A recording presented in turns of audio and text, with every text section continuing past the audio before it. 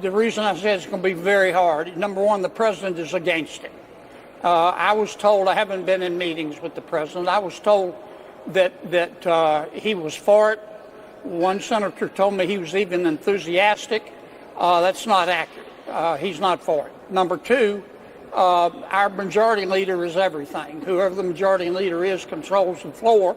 And based on the comments I've read this morning, our majority leader is not really for it.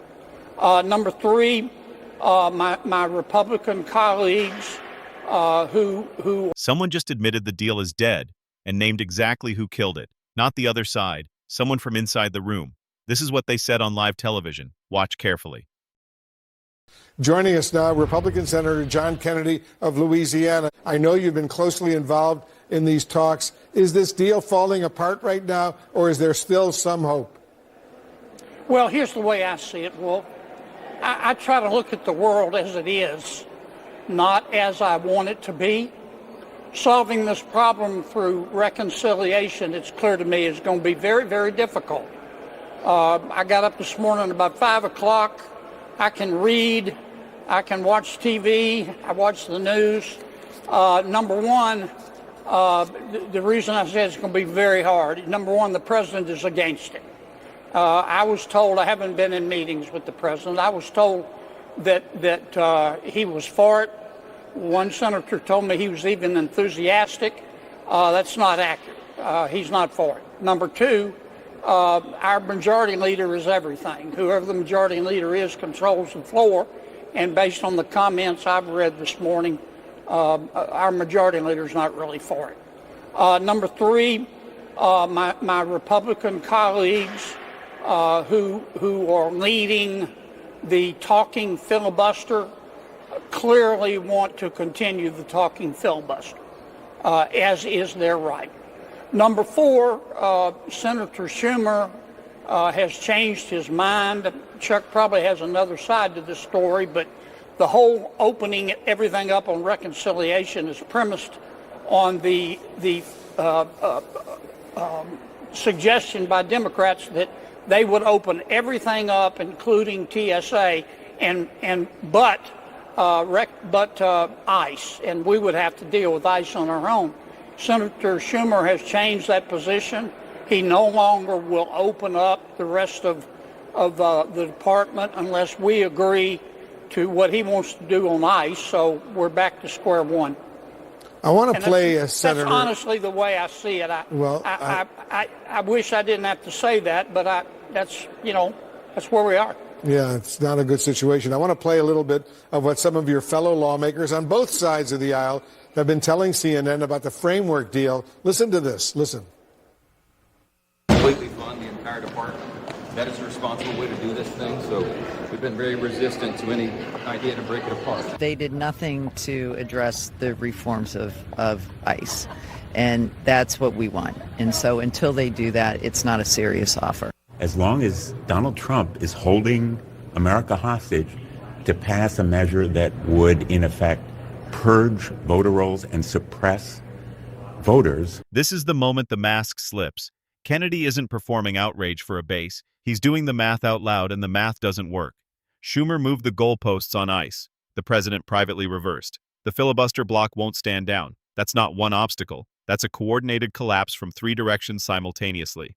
What the mainstream coverage frames as a stalled negotiation is actually something more specific, a situation where every key player has quietly exited the deal while publicly claiming they want it. The government stays shut, federal workers go without pay, and no one is holding the bag. So let me ask you directly, who do you think actually wants this shutdown to end? There'll be no deal.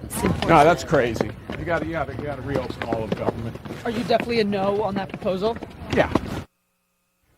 So what's your response? What do you think? Elaborate a little bit.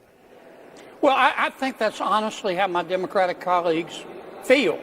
And it matters, first, because I respect their opinion. I don't agree with it, but I respect it. But number two, using reconciliation to solve this problem is premised on the Democrats agreeing to open up every part of DHS, including the TSA, and letting us deal, us meaning Republicans, deal with the ICE under reconciliation.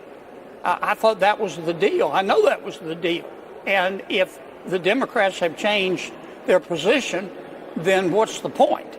Number two, I'm going to repeat it. It's clear to me the president is against this. I heard his comments this morning, big as Dallas. I was told that he was cool with it, but I don't think he is. And number two, the folks who started the talking filibuster want to continue. That's their prerogative. And number three, I don't think the majority leader is real keen on the idea either. Look, I'm labor, not management, and I'm going to work toward trying to put together a budget resolution. But you're not talking to Bambi's baby brother here. I know my colleagues pretty well. You certainly do. If Congress can't even seem to do the most basic part of its job, namely funding the federal government, are you at all optimistic you can pass any of President Trump's agenda while he's still in office? Well, here's all I know to do right now. And it may not work, though it could work if everybody's in good faith. Number one, they won't like it, but we take our Democratic colleagues out of the process. We put together the entire Department of Homeland Security budget, and only that budget, through reconciliation with Republican votes. That's ICE, that's TSA, that's Secret Service, that's Coast Guard, that's everything. Number two, we allow the proponents of the talking filibuster on the SAVE Act to continue to pursue that approach. Now, that's not going to make the Democrats happy, but then under reconciliation, we don't need their votes, and it's not going to solve the SAVE Act problem. But that's all I know to do. The only other option, realistically, is to have the Republicans give in and agree to the Democratic suggested changes on ICE, and I don't think that's going to happen in your or my natural lifetime. And the third option is obviously to leave everything shut down, and that's not acceptable. That's not fair to TSA, and more importantly, the American people. Yeah, because they're suffering right now. You tried, I know, Senator, to pass a resolution over the weekend that would withhold senators' pay during, but it was blocked. If you, as members of Congress, didn't get your paychecks, like TSA workers, for example, would we ever see shutdowns? There are two ways to stop shutdowns in the Senate, fail-proof. Number one, no senator gets paid. But equally important, no senator can leave Washington, D.C. Now, I can't get the votes to do the second one. I thought I could get the votes to do the first part of that, no pay, because my bill went through the Rules Committee with every Democrat and every Republican, but there was a Democratic objection on the floor. I've stopped taking my pay. I'm not trying to be a hero. I don't judge anybody who does take it, but this situation we're in is serious as 4 heart attacks and a stroke. And you can't expect people like TSA and Secret Service and all the other folks to work without a paycheck. They just can't do it. And I'm going to try to. I believe in shared sacrifice is what I'm trying to say. Yeah, good point. All right, we'll see what happens, and we'll stay in very close touch with you, Senator John Kennedy of Louisiana. Appreciate it very much. Will. Love your show, man. That's not a talking point. That's what a sitting United States senator just said out loud on national television. Not in anger, not as an accusation, but as a cold, resigned statement of fact. And the most chilling part wasn't what he said. It was how he said it. Like a man who already knew the answer before he walked into the building. Let's be precise about what actually happened here. A framework was constructed. A bipartisan path through reconciliation that would fund the entire Department of Homeland Security and keep the government open. Republicans would get ICE. Democrats would get TSA kept whole. Everyone would walk away with something. On paper, it was the kind of compromise that Washington claims to want, but never actually produces. And for a brief window, people inside those rooms believed it might work. Then the window closed. Not because the policy was wrong, not because the math didn't add up, but because the political calculus shifted. And when political calculus shifts in Washington, the people who pay the price are never the ones doing the calculating. Here is what nobody is asking out loud. If everyone in that room knew this deal was collapsing, why did it take this long to say so publicly? Kennedy listed 4 separate failure points: the president, the majority leader, the filibuster bloc, and Schumer's reversal on ICE. 4. That is not a negotiation that stumbled. That is a negotiation that was never structurally capable of surviving.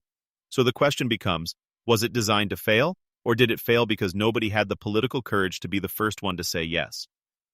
Think about what this means if you are a TSA worker right now. You showed up, you screened passengers, you did your job through the confusion, through the uncertainty, through the back and forth of whether funding was coming or not.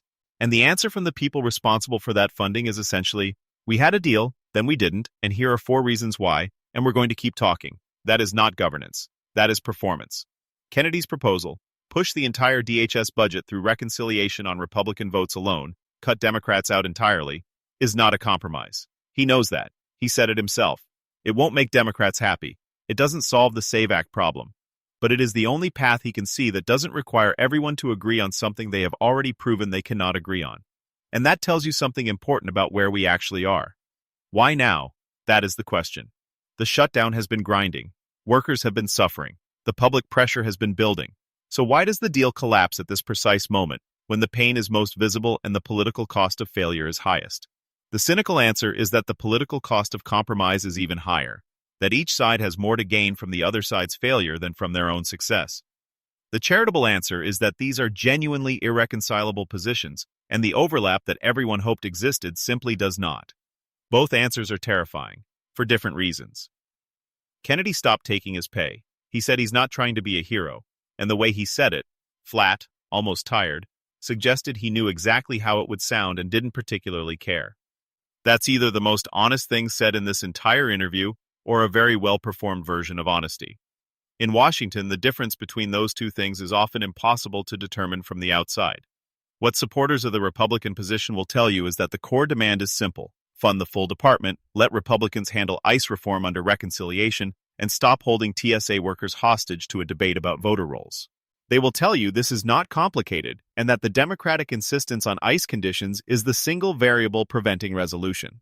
What critics of that position will tell you is that ICE reform is not a side issue, it is the issue, and that any deal that funds the department while leaving ICE structure untouched is not a compromise, it is a capitulation with better branding. They will tell you that Schumer is not moving the goalposts, he is holding them where they always were. What both camps are missing is the third reality, that the government shutdown is not a failure of negotiation. It is the product of a political system that has structurally removed the consequences of failure from the people with the power to end it. No senator loses their home when the shutdown drags on. No senator skips a meal. No senator stands in line at a federal assistance office. The people standing in those lines are not in the room where the deals are made, and they never are. If this is the kind of analysis you are not finding anywhere else, you already know what to do with this channel. Kennedy ended this interview with one line that should have stopped the conversation cold. He said this situation is serious as 4 heart attacks and a stroke. He was talking about the shutdown, but he could have been talking about the entire architecture of how Washington handles crisis. Slowly, partially, with everyone protecting their position until the last possible moment, and sometimes past it. The story is not finished. The DHS remains underfunded. The SAVE Act hangs. The filibuster bloc holds. And somewhere in Washington right now, people who have the power to end this are deciding whether the political cost of ending it is worth paying. So far, the answer has been no. That answer has consequences, and those consequences have names and addresses and families, and none of them sit in the United States Senate. Thanks for watching. If this breakdown hit different, subscribe, share it with someone who needs to see it, and drop your take in the comments, because the conversation happening down there is just as important as anything happening on that Senate floor.